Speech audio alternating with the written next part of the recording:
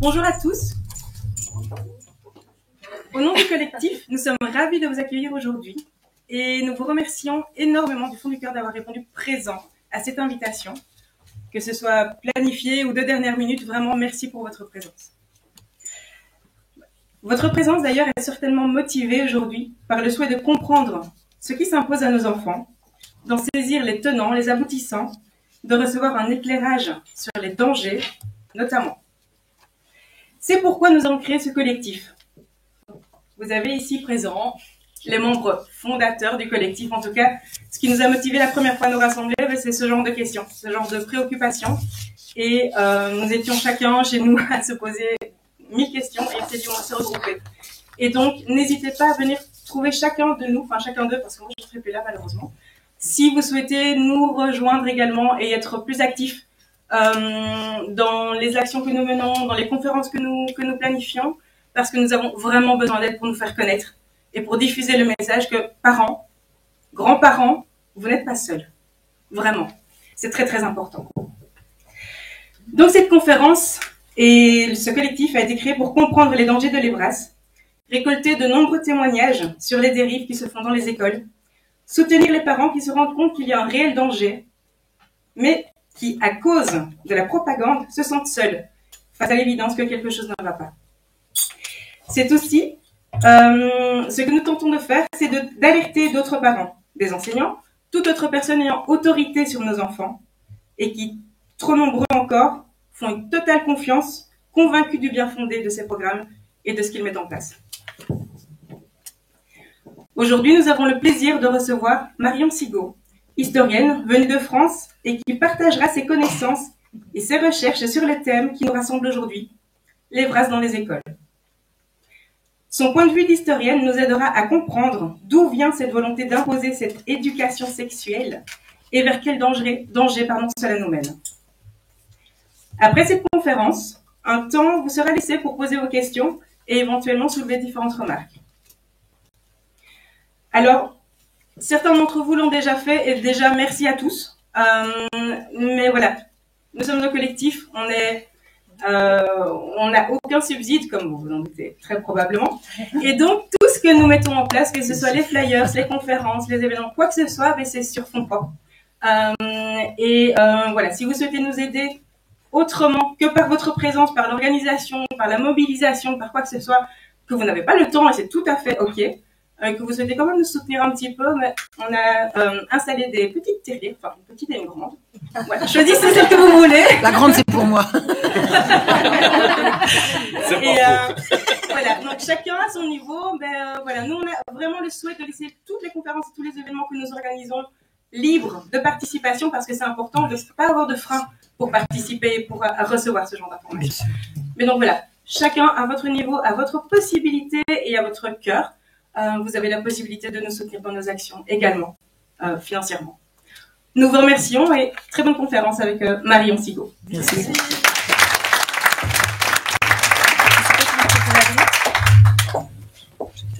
Ou à gauche. Ouais. Je ne sais pas si la voix porte assez, on n'aura pas besoin. Mais... C'est pas... Non, en général. Là, si jamais, il suffit de basculer vers le haut. Merci beaucoup. C'est mieux. Alors, enfin, merci beaucoup. Merci, c'est gentil. Et il y a une prochaine peut-être. Okay. Merci. Allô. C'est bon comme ça? C'est bon, c'est mieux avec que sans. Alors d'abord, merci, parce que vous me remerciez de me déplacer, mais je vous assure que moi, du fond du cœur, je vous remercie de m'inviter. C'est un grand honneur. C'est moi qui suis honorée, croyez-le, c'est moi qui suis honorée. Voilà, comment en sommes-nous arrivés là? On a toujours caché le sexe aux enfants depuis que le monde est monde. Aujourd'hui, on le leur enseigne à l'école. Les abus sexuels sur enfants sont en progression vertigineuse en proportion de l'invasion du sexe dans l'espace public. Que s'est-il passé? Comment en sommes-nous arrivés là? Je vais vous donner une référence historique qui a justifié ce travail à l'origine universitaire. C'est à partir de mon travail universitaire, c'est un DEA, ce qu'on appelle un Master 2 aujourd'hui. J'ai découvert que la prise en charge des gens qui ont perdu leurs moyens de subsistance par la guerre, c'était le cas le plus courant, a été organisée au milieu du XVIIe siècle, qui est le siècle de Louis XIV, Louis XIII, Louis XIV, par une association secrète de notables. Ces notables ont fondé l'hôpital général, qui était un lieu de renfermement, comme on disait à l'époque, des pauvres. Ils se sont présentés comme voulant rétablir l'ordre et secourir les nécessiteux. Alors l'ordre, parce que les pauvres qui mendient de façon agressive dans les rues, ça dérange les gens qui passent, et secourir les nécessiteux, parce qu'il y avait malgré tout des vrais nécessiteux au milieu des gens qui faisaient semblant. Donc c'est une organisation autonome de gens qui se cooptent et ne toléreront jusqu'à la fin aucune ingérence extérieure dans leur organisation. Ce qui est déjà a priori suspect. Pour faire le bien, pourquoi vous cachez-vous? Même le roi, en l'occurrence Louis XIV au départ et ensuite Louis XV à l'arrivée, aura du mal à savoir ce qui se passe à l'hôpital général. Les pauvres y ont été retirés à la bienveillance des communautés, c'est-à-dire des villages et des villes d'où ils étaient originaires, et de l'Église qui faisait de son mieux localement. C'est-à-dire qu'à partir de l'hôpital général, l'Église n'a plus le droit de s'occuper des pauvres. Ce sont les notables qui s'en chargent. Une fois que les pauvres et leurs enfants sont mis à l'écart de la surveillance et des communautés et de l'Église, et bien tout est possible et tout va se passer. Tout aura lieu. J'ai découvert un gigantesque trafic d'enfants qui a duré au moins 100 ans sous la royauté et qui n'a jamais été ni dénoncé ni terminé. Depuis la création de l'hôpital général jusqu'à sa fin, la fin de l'hôpital général, c'est la Révolution française, il y a un gigantesque trafic d'enfants qui n'a jamais été dénoncé, sauf par moi, en 2008. L'institution était royale, mais le roi ne pouvait pas aller voir ce qui s'y passait. En mai 1750, des enlèvements d'enfants dans les rues ont suscité un soulèvement d'une rare intensité. Paris s'est retrouvé en état de siège. C'est ce que j'ai appelé la marche rouge. Alors, en hommage, devinez à qui? À la Belgique, qui a connu sa marche blanche. Et comme j'étais très au fait de ces choses-là, j'avais déjà entendu parler de la marche blanche quand j'ai repris mes études et que j'ai pu étudier tout ça. Donc j'ai appelé la révolte des parents de 1750 la marche rouge parce que celle-là a été sanglante, alors que celle de Charleroi et voilà, ça a été parfaitement pacifique. Alors, ah oui, j'ai oublié de vous dire une chose, c'est que quand les pauvres ont été retirés à la surveillance à la bienveillance des communautés, des enlèvements de pauvres dans les rues ont eu lieu. Alors, je ne vous parle pas des enlèvements d'enfants, mais des enlèvements de pauvres. Et la population française y a résisté jusqu'au bout.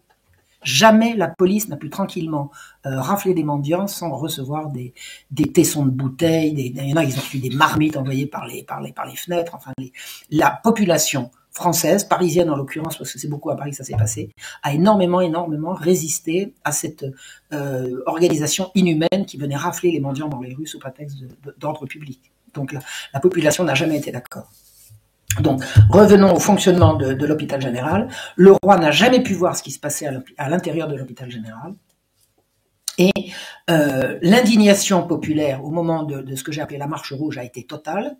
Et l'indignation s'est retournée contre le roi. Alors que le roi, honnêtement, j'ai bien étudié la chose, il n'était même pas au courant de ce qui se passait. Mais c'est lui le chef, donc c'est lui qui va prendre l'impopularité.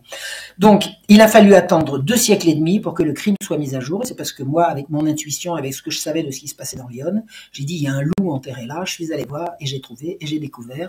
J'ai relevé le nom, le prénom et les coordonnées de 2000 enfants qui ont disparu de l'institution. Je dis bien disparu.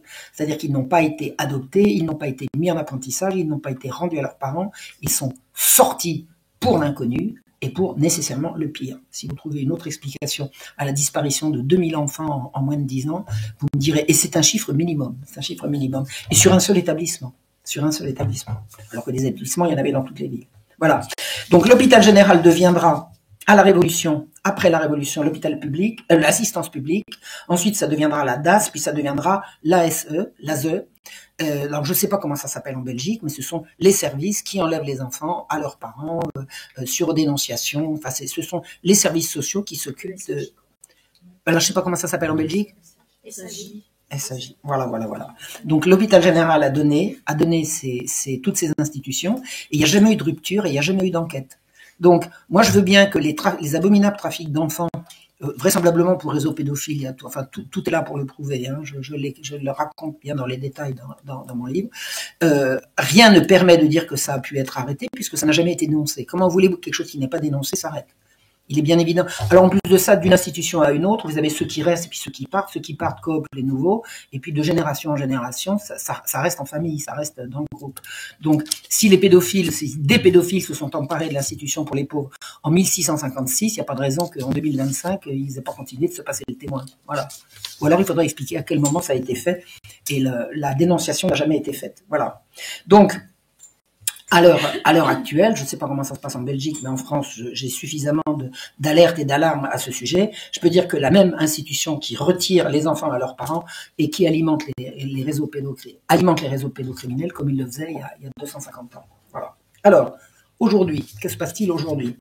La référence pour comprendre ce qui se passe au niveau de cette sexualisation des enfants, parce que c'est de ça qu'on parle, la référence est Judith Reisman, c'est une Américaine, morte il y a tout juste 5 ans. Elle est morte début avril 2021. Et elle est partie en guerre, voilà, plus de 40 ans contre les pédocriminels et leur soutien. Alors elle est partie en guerre à titre personnel parce que sa fille, quand elle avait 10 ans, a été violée par un voisin qui en avait 13. Donc elle a découvert dans le même temps les enfants victimes et les enfants bourreaux. Donc elle est tombée à pieds joints dans une horreur épouvantable, et parce que vraiment ça bouleverse tout, ça bouleverse y compris votre vision du monde, votre vision de tout. Et elle est partie en guerre et elle a passé 40 ans de sa vie à dénoncer. Son combat, c'est essentiellement celui de la protection des enfants contre une sexualisation qu'on retrouve désormais dans tous les programmes d'éducation du monde.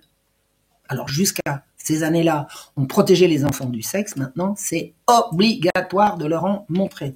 C'est en analysant les publications tout à fait officielles d'un certain Alfred Kinsey, père de la révolution sexuelle, qu'elle a découvert sur quelle fraude monstrueuse s'est élaborée la fin de la morale publique. Parce qu'avant, la morale publique, c'était ce qui faisait foi. C'était la référence à tout le monde. La décence, c'était quelque chose qu'on n'avait pas besoin de justifier. Si c'est indécent, il suffisait de dire que c'était indécent pour est-ce que maintenant, il faut justifier. Maintenant, on voit des gens faire en pleine rue. C'est inimaginable. Et c'est maintenant la règle. Donc, elle a découvert sur quelle fraude s'est élaborée la fin de la morale publique, l'invasion pornographique et au bout du compte, la destruction de la famille et de l'enfance que nous voyons se dérouler sous nos yeux. Si les enfants ne sont plus des enfants, les parents ne sont plus des parents, s'il n'y a plus d'unité familiale, c'est le chaos. C'est le chaos, c'est la foire d'empoigne. En 2020, c'est-à-dire quelques mois avant de mourir, Judith m'a fait parvenir alors, Judith, excusez-moi de l'appeler Judith, c'est pas pour faire copine, on était amis, on est devenus amis, voilà. Donc, moi, j'étais Marion pour elle, j'étais pas Madame Sigaud, elle n'était pas Madame Reisman ou Dr Reisman, pour moi, c'était Judith, voilà. Donc, elle m'a fait parvenir son dernier travail que je vais vous résumer ici. Les partisans du professeur Kinsey. Alors Kinsey, il était spécialiste des guêpes, entomologiste, donc il n'avait rien à voir avec la sexualité humaine. Donc s'il a été choisi pour faire cette révolution, c'est qu'il faisait partie d'un réseau d'emblée. D'emblée, on se coopte entre comparses pour ce genre de choses. Donc les partisans du professeur Kinsey ont fait à croire que les observations qu'il a faites sur les enfants et dont on se sert depuis pour prétendre qu'ils ont droit à une vie sexuelle. Il a fait des observations, il dit, mais les enfants, ils sont sexuels, ils ont droit à une vie sexuelle. Donc, on a fait à croire que ces observations relevaient de simples interviews faites au cours de rencontres sympathiques au sein des familles. Donc, on invitait le docteur Kinsey. Le docteur Kinsey, il parlait avec les gosses, il dit, voilà, je te dessine un bonhomme, montre-moi comment on sait si c'est un garçon ou si c'est une fille, par exemple. Puis il dit, allez, gentil docteur Kinsey, gna gna gna gna. Or, il est avéré, il n'y a pas de doute à ce propos, que des centaines d'enfants, dont certains n'avaient que quelques mois, ont été, par Kinsey et ses sbires, attachés, dénudés, masturbés et ou sodomisés. Leurs pleurs, leurs hurlements, leurs évanouissements ont été qualifiés d'orgasmes.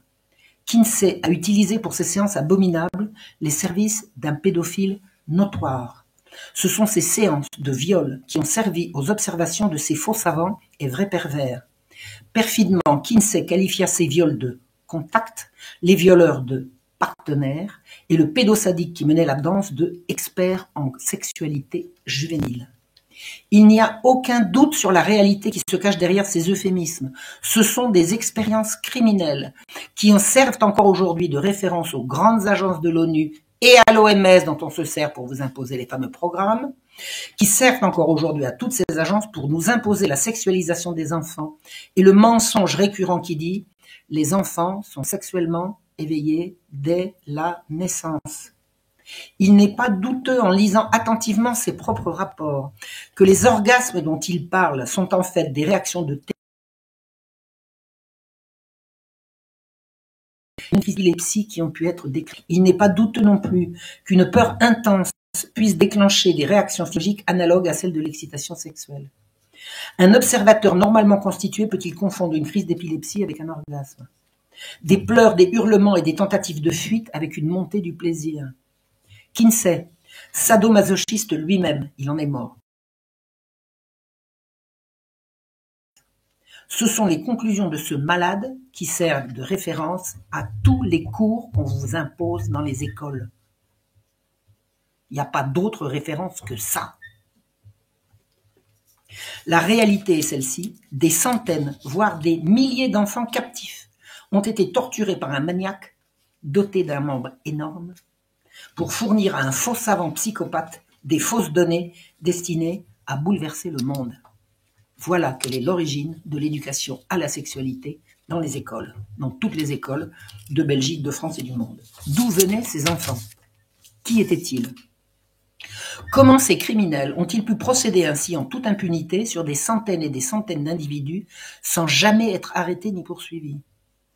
De fait, Kinsey participait à des programmes tout à fait officiels et il a eu accès aux enfants observés par les hôpitaux Rockland de New York et Greystone du New Jersey. Ces deux établissements publics étaient largement subventionnés par l'Institut Rockefeller et leurs expériences furent faites sous la houlette de l'Université de Columbia. Il s'agissait de programmes d'études sur le fonctionnement du cerveau. Rockefeller finançait, l'université supervisait et l'hôpital fournissait les cobayes humains. Il est avéré que les patients dont on a prétendu vouloir observer les troubles psychiques étaient pour la plupart parfaitement sains d'esprit, que les méthodes utilisées pour pénétrer leur cerveau peuvent être simplement qualifiées de torture. Des adultes et des enfants diagnostiqués agressifs ou hyperactifs, âgés de 5 à 12 ans, prenez votre souffle, ont eu le cerveau ouvert et nombre d'entre eux ont été lobotomisés sans aucun contrôle extérieur. La chose est si vraie qu'en 1995, le président Clinton a reconnu qu'en 50 ans, 4000 expériences de ce type avaient été pratiquées sous la protection de la CIA et il a même présenté des excuses. Comment les pouvoirs publics ont-ils pu couvrir des activités qui violaient non seulement le serment d'Hippocrate, mais toutes les normes médicales internationales et même le code de Nuremberg, pourtant reconnu par les États-Unis d'Amérique? C'est sur ces rats humains de laboratoire que Kinsey a choisi ses proies dont il avait besoin pour ses démonstrations fallacieuses qui servent aujourd'hui à établir les normes d'éducation sexuelle obligatoires à l'école. Des rescapés de ces horreurs ont témoigné, et c'est notamment par l'inlassable travail de recherche de Karen Wetmore qu'on peut comprendre ce que fut le programme de contrôle mental ou le mind control, qu'on reconnaît par le sigle MK, réalisé par la CIA avec la pleine coopération des instances médicales américaines. Internée à 13 ans à la suite d'un viol, Karen Wetmore a réussi des années plus tard à réunir les preuves qu'elle a bel et bien été torturée par des professionnels de la médecine, qu'elle a été isolée, dénudée, entravée, droguée, qu'on lui a fait subir des électrochocs, qu'on l'a soumise au froid, à la privation de sommeil, à la nudité, et que ses réactions ont été consignées sous le plaisant qualificatif de convulsion. Ni ses parents, ni même un juge n'ont été admis à lui rendre visite, mais sans doute leurs démarches ont-elles réussi malgré tout à lui sauver la vie, car qui donc peut bien être enterré dans le petit cimetière attenant à l'hôpital? Il n'est pas douteux que ces malheureux ont servi de cobaye à l'abominable Kinsey et aux criminels qui lui servit de collaborateurs.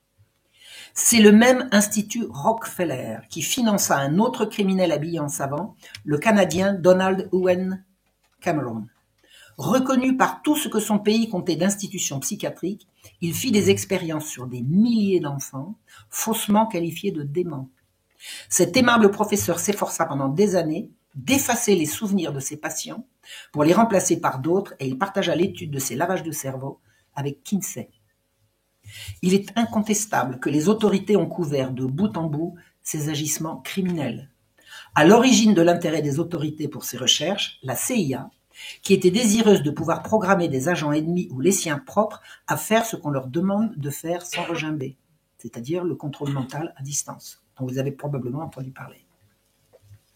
C'est dans les années 50 que des clochards ou divers marginaux furent enlevés pour des expériences horribles d'ingestion de doses massives de drogue, d'exposition à des températures ou à des bruits extrêmes. On soudoya des détenus pour qu'ils s'y soumettent volontairement. Et enfin, on a eu recours à des enfants de 6 à 11 ans, diagnostiqués schizophrènes, à qui on donna des doses massives de LSD pendant des semaines, mais aussi des céréales mélangées à de l'uranium et à du calcium radioactif. Tout va bien, c'était pour la science. Ah, c'était la justification. Il est avéré que de nombreux hôpitaux et universités prestigieux prêtèrent leur concours à ces horreurs. Des enquêtes journalistiques sérieuses découvrirent qu'à la fin des années 70, les expériences se faisaient encore sous d'autres noms, mais avec les mêmes buts et les mêmes méthodes. Le scandale du Watergate en 1973 faillit faire découvrir le poteau rose et quantité de dossiers furent détruits, mais il en resta suffisamment pour renseigner le chercheur, dont Judith Reisman fait partie. Mais elle n'était pas la seule. On découvrit rapidement que le programme de Kinsey était une des branches du programme MK-Ultra, c'est-à-dire Mind Control, contrôle mental, contrôle à distance, Cameron et Kinsey recevant tous les deux des subsides de la CIA pour leurs travaux. La collusion entre la CIA, la Fondation Rockefeller et Kinsey est avérée, les activités de ce dernier n'étant ni plus ni moins supervisées par l'agence d'espionnage. On comprend pourquoi aucune demande d'enquête sur les activités de Kinsey n'a jamais abouti. Alors on peut se demander si l'actuel changement à la tête de l'Amérique n'est pas en train de nous mener vers l'ouverture de la boîte de Pandore. Parce que pour l'instant, tout ça est caché. On sait à présent que les méthodes utilisées par la CIA pour faire parler des supposés terroristes ont été également utilisées par Kinsey sur les enfants qui l'observaient. Ce qu'on appelle pudiquement des techniques d'interrogatoire renforcées, non bienséantes pour torture non létale, a été utilisé sur plus de 2000 enfants tombés dans leurs griffes. Il les a utilisés avec le soutien d'une équipe d'universitaires qui n'a pas vu d'objection à infliger à des gosses ce qu'on infligeait à des supposés terroristes, notamment la masturbation forcée, les coups, le froid, la privation de sommeil, la nudité, les hurlements, autant d'agressions qui n'entraînent pas la mort mais qui brisent la vie. Le scandale est si grand qu'il n'a jamais fait l'objet d'une enquête publique 7 décennies plus tard. Peut-être serait-il temps aujourd'hui. On sait depuis les années 90 que des jeunes handicapés mentaux et des femmes enceintes ont été soumis à des injections de fer radioactif. Alors qu'un premier article du Boston Globe a retenu le nombre de 23 futures mamans soumises à ces expériences atroces, il apparaît qu'elles furent sans doute des milliers. Une seule clinique prénatale en a traité 829. Un chiffre tout à fait officiel, puisque c'est celui du ministère de l'Énergie qui donne un décompte final de 16 000 hommes, femmes et enfants qui ont été irradiés entre 1945 et 1970 pour les besoins de la CIA. Entre 1940 et 1954, une neuropsychiatre respectée à New York procéda à des électrochocs sur des centaines d'enfants âgés de 3 à 12 ans, diagnostiqués autistes. On peut considérer que les opérations actuelles de changement de sexe, que je mets entre guillemets parce que personne n'a jamais changé de sexe, il faut quand même le rappeler à chaque occasion, qu'on fait de nos jours sur les enfants sont la continuation de ces expériences qui font de la science la main droite du diable. Le Midi de la France a connu en 1951 un drame qui a fait plus d'une dizaine de morts et des centaines de déments. Pont Saint-Esprit, exactement. On a raconté que c'était de l'ergot de seigle, c'est-à-dire que c'était le pain qui était contaminé. Alors le pain, incriminer le pain en France pour la mort des gens, c'est vraiment l'horreur de l'horreur. Non, ils ont aspergé du LSD sur la ville. Il y a des gens qui sont devenus fous. Ils passaient par la fenêtre en croyant qu'ils allaient au jardin. Et boum, il y a eu quelques morts. Il n'y a pas eu des milliers de morts, ni même des centaines. Mais il y a vraiment des centaines de gens qui sont devenus fous. Et on a incriminé le pain. C'est extraordinaire, ça, en France.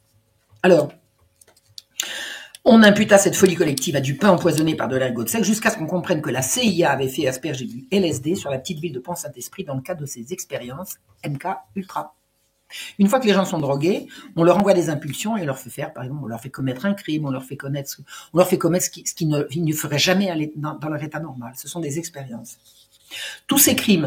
Dans tous ces crimes, la collusion entre la CIA et la Fondation Rockefeller est permanente. Le but commun à toutes ces recherches et de parvenir, alors, tenez-vous bien, à une amélioration de la race humaine par l'eugénisme pour éliminer les plus faibles.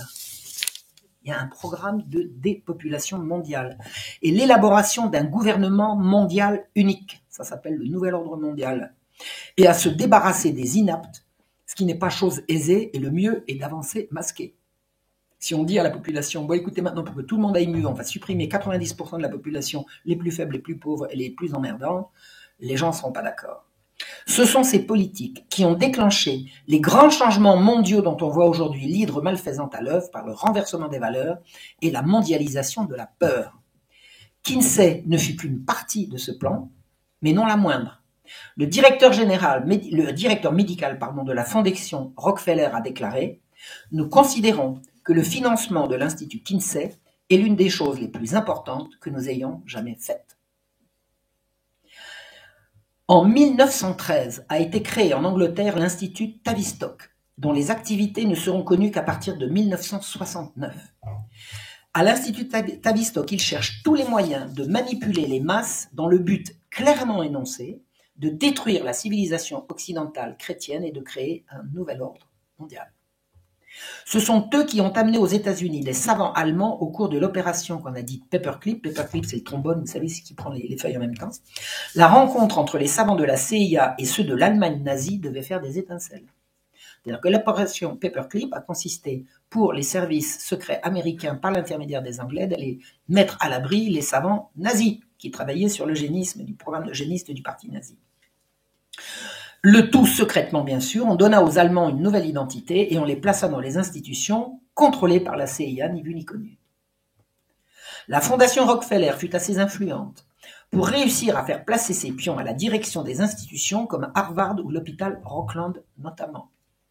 Laissant en Angleterre la clinique originelle, l'Institut Tavistock muta pour devenir la mère de tous les groupes de réflexion, on appelle think tank, mais quand les gens ne savent pas ce que veut dire think tank, il n'y a qu'à dire groupe de réflexion, qui fut enregistré comme organisation caritative en 1947. Caritative. Elle s'offrit les services directs ou indirects de noms devenus prestigieux de Freud, Jung, Barnes, Adler ou de l'écrivain Aldous Huxley qui a déclaré en 1962, écoutez bien, « Nous sommes en train de développer toute une série de techniques qui permettront à l'oligarchie de contrôle qui a toujours existé et existera vraisemblablement toujours, d'amener les gens à aimer leur servitude. » Le but est donc bien notre asservissement et toute la technique consistant à nous la faire accepter. Car pour comprendre que son roman « Le meilleur des mondes », est-ce que quelqu'un n'a jamais entendu parler du meilleur des mondes? Tout le monde en... Ça n'est pas un cauchemar, c'est un programme qui se déroule. Bien que lié à la CIA, la fondation Rockefeller collabora avec Staline et avec Hitler pendant toute la guerre, y compris après l'entrée en guerre des États-Unis. Cofondatrice de l'Institut psychiatrique à Munich en 1925, la fondation Rockefeller continua sa collaboration pendant toute la guerre en direction d'une spécialité nouvelle, l'eugénisme psychiatrique destiné à la purification, l'hygiène et l'amélioration raciale. Ça, c'est côté Hitler. Alors, Rockefeller, Hitler, Rockefeller, vous avez compris? Maintenant, côté Staline, les mêmes années, en 34-35, pardon, la fondation Rockefeller participa au financement d'un programme d'études du cerveau des jumeaux que l'Union soviétique développait à l'Institut de génétique de Moscou. À ma droite, Hitler, à ma gauche, Moscou, Staline, et les mêmes, l'Institut Rockefeller. Ces travaux serviront en 1937 à Kinsey, partisan déclaré de l'eugénisme positif, auquel il ajoutait l'eugénisme négatif, puisqu'il prôna la stérilisation d'au moins 1/10 de la population. Alors, eugénisme d'élimination, on y élimine les inaptes, et eugénisme de construction, on fabrique une race de supérieurs, on fabrique une race de seigneurs. On trouve chez Kinsey tous les principes du programme d'ingénierie sociale préconisé par les eugénistes. Ils voulaient, 1, la destruction de la religion. C'était obsessionnel chez ces gens-là. Supprimer la religion. Encouragement de la licence sexuelle. Tous azimuts. Le sexe, on a un sexe pour jouer avec. Vous avez un sexe pour jouer avec. Amusez-vous. Faire des bébés, on fera ça en éprouvette, laissez tomber. C'est une activité de loisir. C'est ça qu'ils ont insufflé. Ils ont fait des campagnes de stérilisation des inaptes, c'est-à-dire des plus pauvres. Pour ces gens-là, la pauvreté est une tare. Donc, c'est pas la pauvreté qu'on supprime, c'est les pauvres. Ça ressemble d'ailleurs au programme de l'hôpital général, singulièrement. Et leur élimination allant de pair avec la création d'une banque de sperme des élites. Ces aimables philanthropes contribuèrent à créer les grandes agences de l'ONU, comme l'UNESCO, dont la tâche fondamentale fut ainsi définie par son premier directeur, Julian Huxley, frère de Aldous Huxley, donc Aldous Huxley, le meilleur des mondes, et Julian Huxley, créateur, fondateur de l'UNESCO, dont il a dit « L'UNESCO doit aider à l'émergence d'une culture mondiale unique, avec sa propre philosophie, son propre fond idéologique, avec son propre objectif général. C'est la première fois dans l'histoire que l'on dispose d'un échafaudage pour l'unification mondiale et des mécanismes pour l'atteindre. » Julian Huxley était président de la Société eugénique britannique, alors vous avez compris, supprimer les pauvres et fabriquer une race de seigneurs, membre de la Fédération mondiale pour la santé mentale et surtout président d'une association pour la promotion du droit à l'avortement. Eugénisme, avortement, avortement, eugénisme. On voit comment ces combats des années 40 et 60 sont aujourd'hui victorieux. On retrouve les Rockefeller et leurs affidés dans la création du Conseil des relations extérieures, l'Institut Tavistock, les Nations Unies, le Conseil de la population, le groupe Bilderberg, le Club de Rome, le Club de la Trilatérale. Alors qu'ils placent leurs pions partout, ils apparaissent néanmoins comme des donateurs philanthropiques. Il est inutile de reprocher aux Rockefeller de conspirer, ils en sont fiers. En 2002, David Rockefeller a écrit « Certains nous qualifient, ma famille et moi, d'internationalistes qui conspirent avec d'autres dans le monde entier pour construire une structure politique et économique mondiale plus intégrée, un seul monde si vous voulez. Si telle est l'accusation, je suis coupable et j'en suis fier. » Et en 1950, James Warburg, membre du CFR, c'est-à-dire le Conseil le Conseil des relations extérieures, des relations, oui c'est ça, external, il faut le dire en anglais, a déclaré à la Commission sénatoriale des relations étrangères, nous aurons un gouvernement mondial, que cela plaise ou non. La question est seulement de savoir s'il sera obtenu par la conquête ou par le consentement. Pour ce qui est du consentement, c'est sur nous qu'on compte pour que ça ne passe pas. Nicolas Sarkozy a dit quelque chose d'approchant et Jacques Attali passe son temps à le répéter. La population mondiale n'acceptera ce programme que si elle le croit bon et il faudra le contrôle total des médias pour l'en persuader. Jamais de tels crimes perpétrés à une telle échelle n'auraient été possibles si les populations concernées avaient été consultées ou simplement informées de ce qui se passait. Il a fallu donc les cacher et pour les cacher, il a fallu avoir le contrôle total sur les médias. C'est chose faite. Contrôler les médias ne consiste pas seulement à détenir l'information, mais également à créer l'opinion. Faire croire que Kinsey fut un scientifique sérieux fut donc indispensable pour faire accepter ses mensonges. Toute la presse fut complice et Rockefeller avait la main dessus. En 1914, la société Rockefeller a fait appel à la Garde nationale du Colorado aux États-Unis pour briser une grève dans une mine. À l'origine, Rockefeller, ce sont des sociétés industrielles, ce sont des sociétés minières. Pour échapper aux balles, les familles des mineurs se réfugièrent dans des caves qu'elles avaient creusées sous les tentes qui leur servaient d'abri. La troupe a été lancée, elle a arrosé les tentes avec du kérosène, elle y a mis le feu. On retira 25 cadavres, dont ceux de 11 enfants. L'indignation souleva le public contre les Rockefeller, qui cherchèrent comment réparer les dégâts. Un conseiller en relations publiques conseilla une contrition et des excuses publiques. Un fils Rockefeller se rendit sur place et modestement il écoutait les mineurs. Il écouta les mineurs. Le miracle se produisit, l'hostilité retomba. L'intérêt pour les relations publiques et la manipulation de l'opinion était désormais évident. Eh bien, quand on a les moyens, on les utilise. Plutôt que d'essayer d'amadouer les médias, Rockefeller trouva plus facile de les acheter. Et il avait les moyens. Puis il fit appel à Edward Bernays, neveu de Sigmund Freud, le père de la propagande à grande échelle, celui qui réussira notamment à faire fumer les femmes en leur présentant la cigarette comme un élément d'émancipation. Alors je ne sais pas s'il y en a parmi vous qui sont fumeurs ou qui l'ont été, moi j'ai été une fumeuse invétérée, c'est vraiment une servitude le tabac. C'est une servitude. Dire se libérer du tabac, c'est un combat, quoi. C'est d'une dureté incroyable. Bon. Et c'est lui qui a fait fumer les femmes. Femme libre, c'est une femme qui fume. Dans la rue, pas. Dans la rue de préférence. Alors, elle fume déjà. La femme qui fume dans un salon, c'est déjà mal vu, mais dans la rue, c'était insensé. Ben voilà. Voilà, maintenant les femmes fument n'importe où. Donc, au lendemain de la Seconde Guerre mondiale, Rockefeller possédait tous les journaux et tous les rédacteurs en chef, tandis que la CIA recrutait des journalistes dans le monde entier sous la double fonction d'instiller au public ce qu'on voulait leur faire croire et de fournir à l'agence des informations de première main. C'est-à-dire que pendant des années, tous les journalistes qui étaient dispatchés répartis sur la planète entière, c'était en fait des agents de la CIA. Pardon ? Mockingbird, voilà, exactement. En 1991, David Rockefeller congratula chaleureusement les prestigieux Washington Post, New York Times et Time Magazine, entre autres, pour n'avoir jamais divulgué les secrets des réunions mondialistes du Bilderberg où ils étaient conviés depuis 40 ans. Vous vous rendez compte d'un compliment ? Messieurs de la presse, félicitations, vous n'avez rien dit de ce que vous saviez. Pas mal, hein ? À Hollywood, le cinéma fut convié à faire sa part et à présenter au public une version de l'histoire qui arrangeait les mondialistes. Alors moi j'ai rencontré un jeune homme un jour qui m'a expliqué une référence historique à partir d'un film. Alors j'ai dit écoute, si tu veux me raconter l'histoire à partir du cinéma, t'arrêtes tout de suite.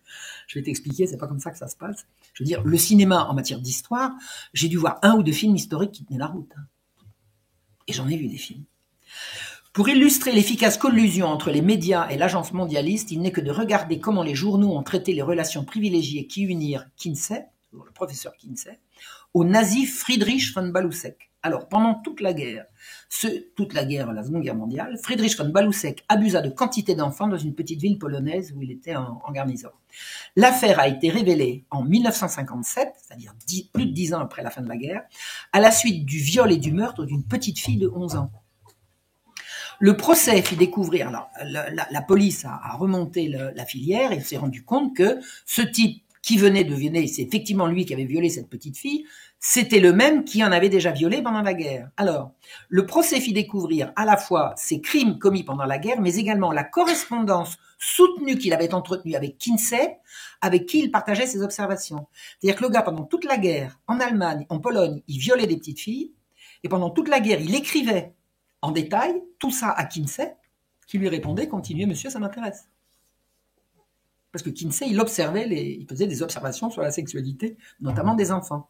Et la sexualité des enfants vue par un pédophile, il trouvait ça très bien. Vous avez compris.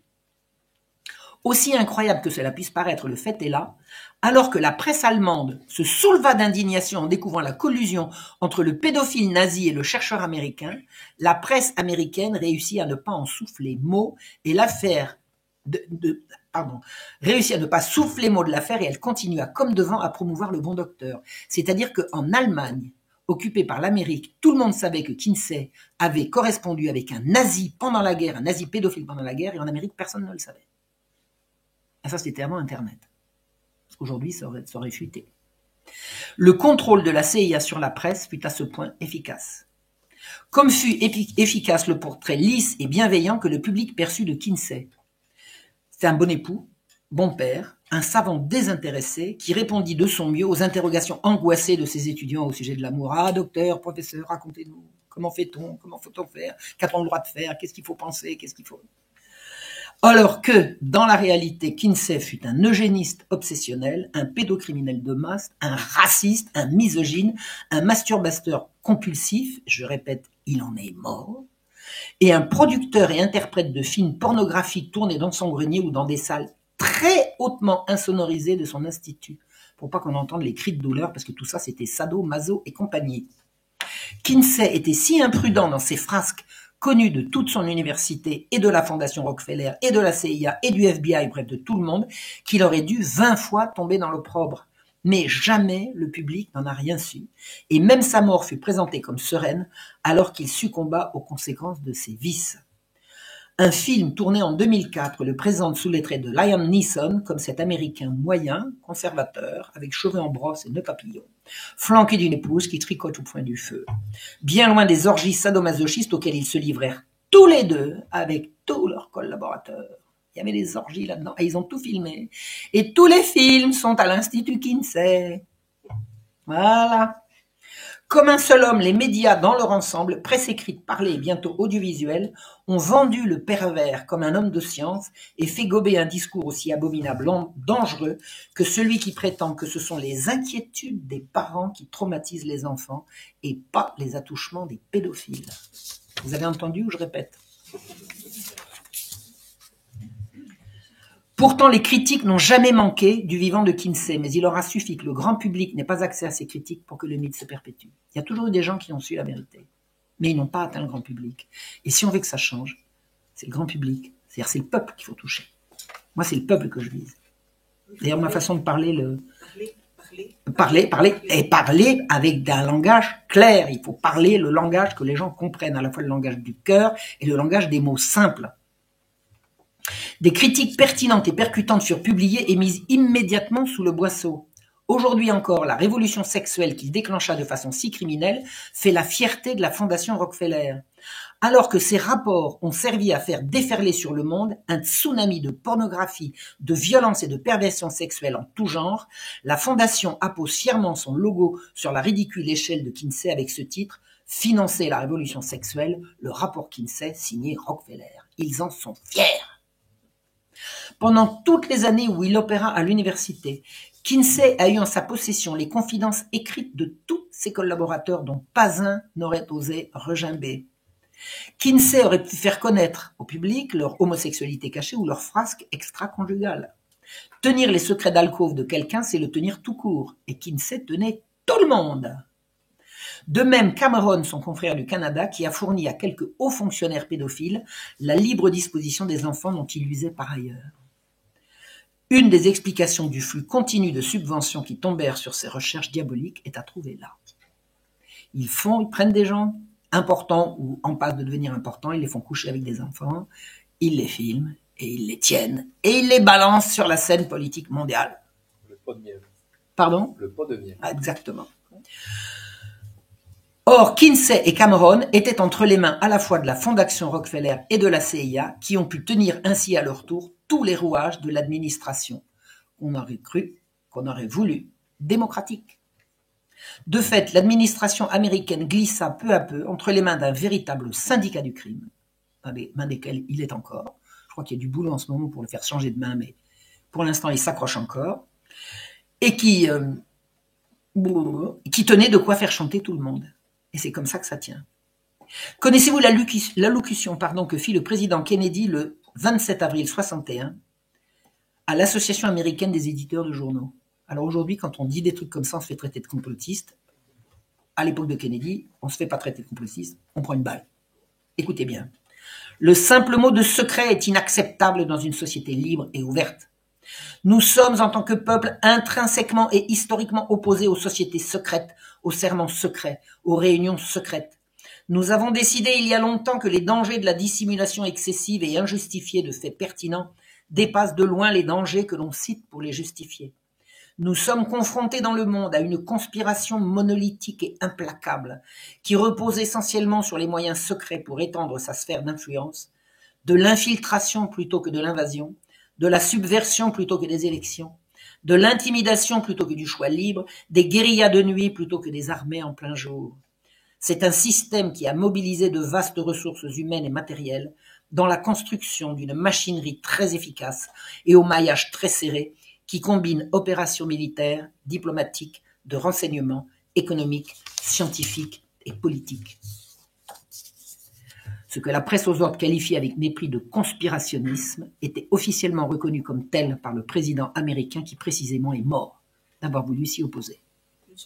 Donc si on vous dit aujourd'hui complotiste, oui monsieur, comme le président Kennedy. L'affaire Epstein illustre la façon dont les choses se passent. Les agissements d'Epstein criminels le menèrent devant les tribunaux en 2008. 2008 déjà.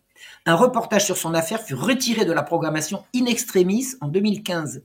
Et il faudra attendre 2019 pour qu'il soit mis sous les verrous. C'est-à-dire que dès 2008, on aurait pu l'arrêter.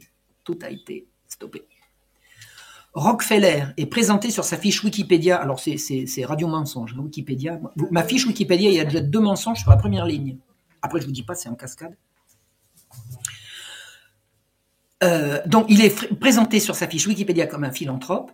Un autre philanthrope bien connu, son nom est Bill Gates. Bravo, partisan lui aussi. Bravo, alors il y en a qui connaissent bien.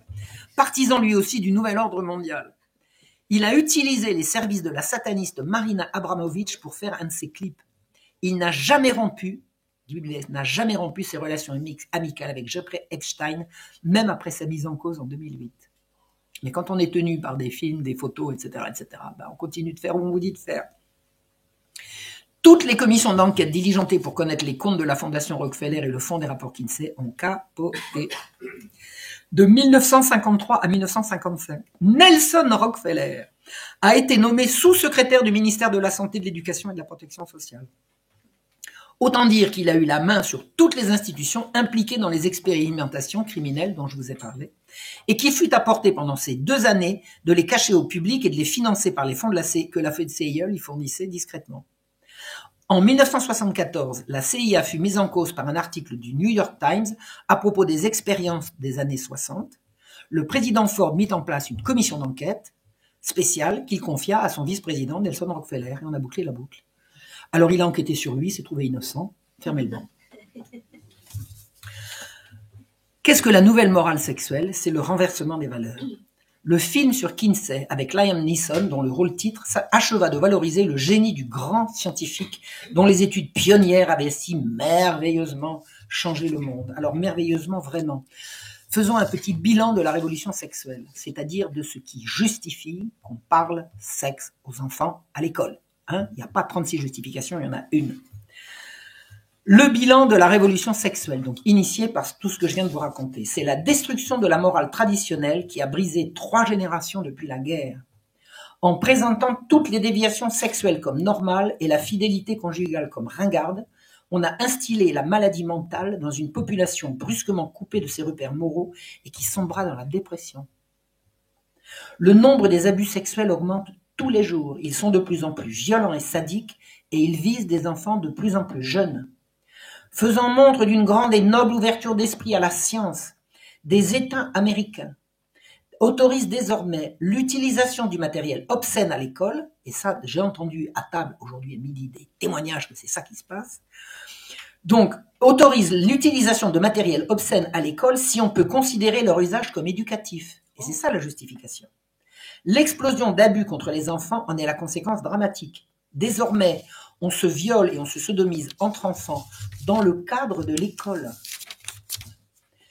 Qui osera dire que ça a toujours été comme ça? Évidemment que non. Et qui sont les pseudo-éducateurs qui viennent faire de la propagande pour toutes les déviances sexuelles en direction des enfants, en leur disant « mais c'est normal, c'est la nature, c'est normal ». En fait, il fut très difficile d'imposer la révolution sexuelle à l'Amérique alors qu'elle battait son plein dans l'Europe après la Première Guerre mondiale. Pour faire passer la dragée à une population américaine conservatrice et pudique, il fallut rien de moins que l'argument scientifique. Une machine bien huilée de relations publiques, professionnelles et d'universitaires compromis réussit à faire d'un vicieux un grand scientifique, et les éloges continuent de pleuvoir sur ce monstre plus de 60 ans après sa mort. On n'a plus besoin de la morale puisque la science a parlé. Ah oui, mais vous avez des arguments moraux, mais nous c'est la science. La science qui dit que tout ce qui est sexuel c'est bien. Ah bon? Mais si c'est bien, c'est pas scientifique, c'est moral, bien ou mal. La promotion de la science au rang de critère absolu de la vérité et du bien, au lieu en place de Dieu, relégué au rang de superstition obscurantiste, ce qu'ont fait les Lumières pour faire passer le capitalisme sauvage, exige des scientifiques une honnêteté au-dessus de tout soupçon.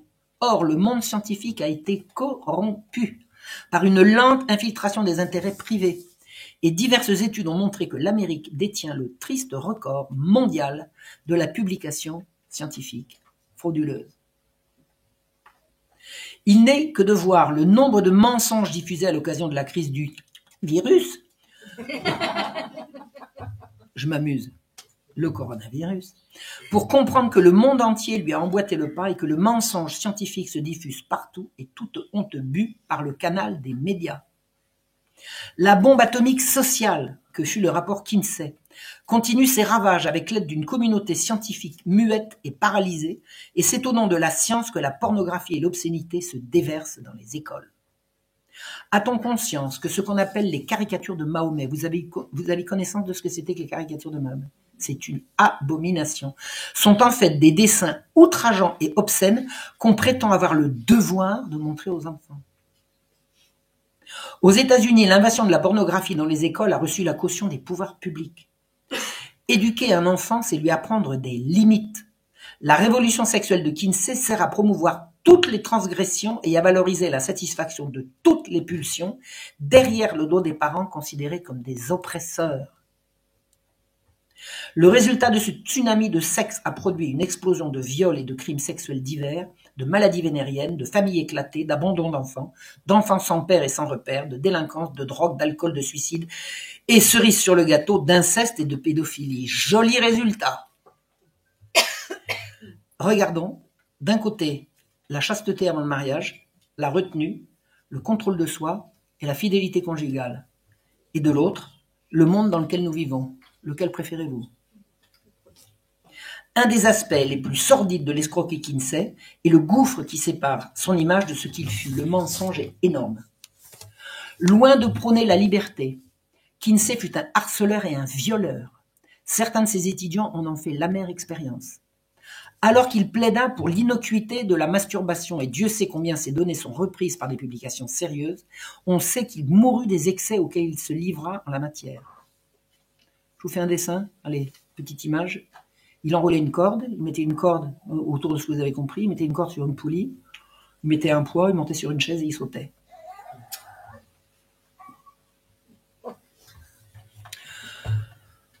On ne peut séparer la promotion qu'il en fit avec l'explosion du marché de la pornographie, auxiliaire commode de l'activité de la masturbation.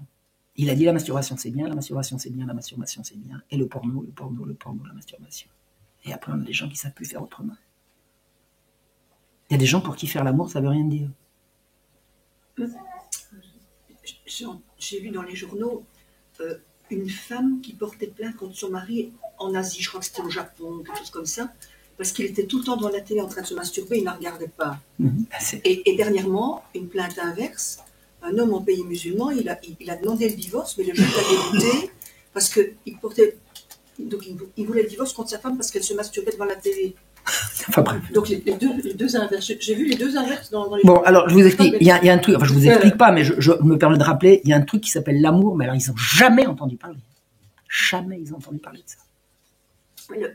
Le gars qui a demandé le divorce, il a été débouté parce que les juges, je crois que c'était en Turquie.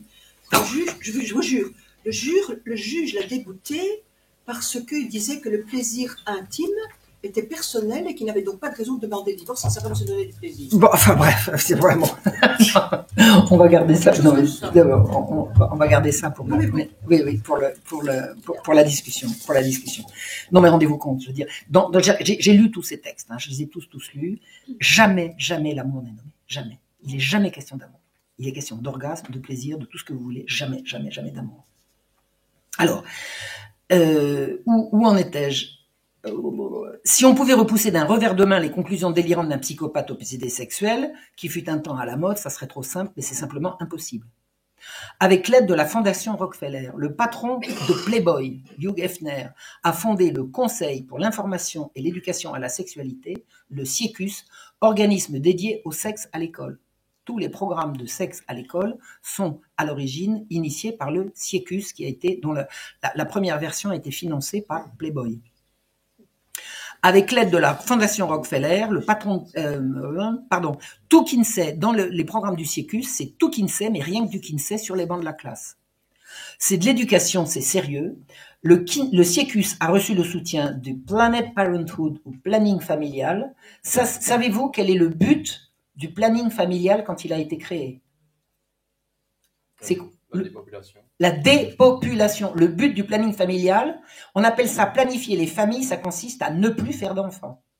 Le but du planning familial, c'est l'eugénisme, c'est-à-dire supprimer les pauvres. Et les Noirs. Alors là, il y a à la création du planning familial, il y avait une haine des Noirs, c'est absolument effroyable. Alors, les Noirs et les pauvres. Alors, les Noirs pauvres, je ne vous dis pas, c'est l'extermination. Donc, le planning familial est une institution eugéniste. Donc, le CIECUS a reçu le soutien du planning familial et de sa version américaine internationale Planned Parenthood, puis de l'UNESCO et de toutes les ONG affiliées de l'ONU, l'Organisation mondiale de la santé. Alors, c'est le grand, parce que l'Organisation mondiale de la santé a inventé la notion de santé sexuelle. Vous jouissez, vous êtes en bonne santé sexuelle. Vous ne jouissez pas, vous avez besoin d'un bon traitement la thérapie sexuelle. Et ensuite, Kinsey, qui est la référence mondiale, la référence à tous ces gens-là. Tous se réfèrent à Kinsey. Pas un étudiant en médecine qui échappe aux conclusions délirantes du maniaque de Bloomington, c'était le lieu de son université, dont le credo de base affirme que les enfants sont capables d'activités sexuelles dès leur naissance. L'influence du siecus fut telle qu'on en vint à réformer le code pénal américain et qu'on laissa tomber par lambeaux des articles protégeant les femmes et les enfants des prédateurs. C'est par ce biais qu'on en vient à formuler la fameuse dérogation à la réglementation sur l'obscénité qui introduit le porno à l'école américaine, si on peut estimer que ça a une vertu pédagogique. Ce qui est en train de se passer avec les programmes chez vous et bientôt chez nous. Chez nous, c'est pour la rentrée de septembre. Des générations d'enfants sont gavés de sexe dès l'âge tendre, coupés de leurs racines morales et civilisationnelles, incités à remettre en cause l'autorité de leurs parents et habitués à croire que leur désir est leur droit. Ça, c'est la monstruosité. J'ai envie, donc j'ai le droit. Non. T'as envie, d'accord, retiens-toi, maîtrise-toi. Et là, on leur apprend que se maîtriser, c'est se frustrer, donc quand on a envie, on prend. Monstrueux.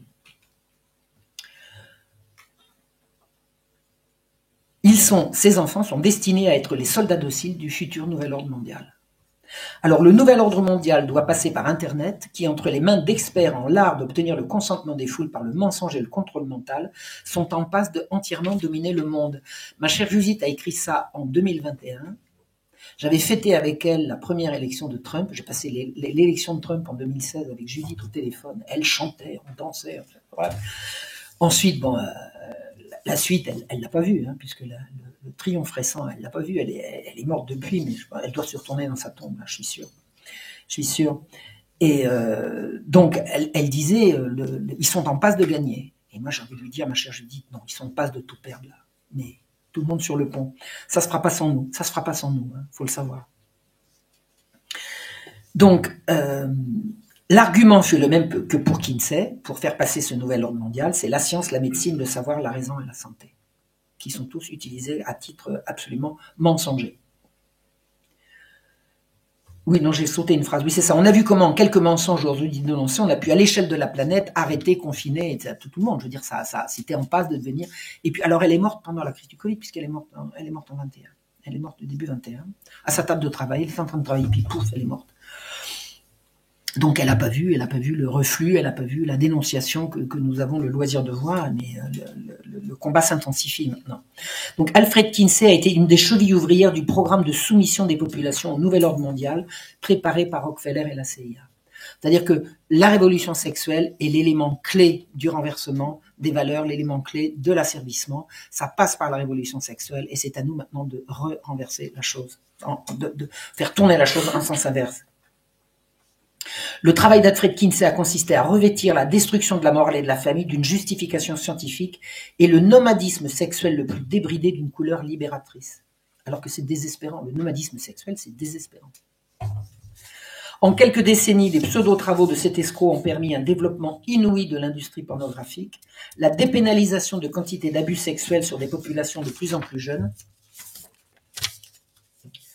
l'introduction du sexe à l'école et l'explosion du nombre d'avortements présentés comme un bienfait et un droit essentiel. Et ça s'arrêtera pas là si on laisse faire. Alors, tout le monde sur le pont, mais vous y êtes là, sur le pont on y est. C'est sur la torture de milliers d'enfants qu'a été fondée toute la politique d'éducation sexuelle à l'école, promue par toutes les agences de l'ONU et reprise en compte par nos gouvernements successifs. Mais il ne faut pas croire que le but ultime de ces horreurs soit simplement la prédation sexuelle. Celle-ci n'est que l'instrument d'un but ultime qui est le gouvernement mondial qui ne se fera pas sans la destruction totale de la civilisation occidentale chrétienne. Par la séduction, le mensonge, la terreur, la manipulation de masse, le détournement de la recherche scientifique, des forces maléfiques qui haïssent l'amour et le don entendent nous faire accepter l'inacceptable et le trouver bon. Réveillons-nous.